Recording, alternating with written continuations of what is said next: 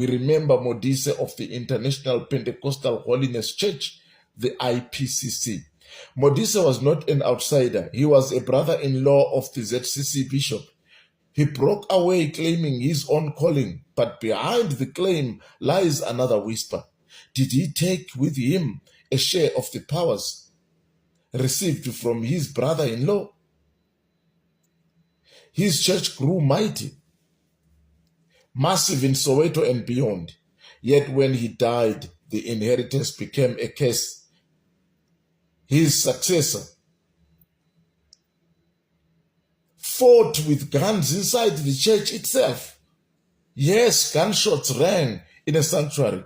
What kind of powers led to violence at the altar? What happens when men inherit spirit without the discipline to carry it? This is exactly what happened.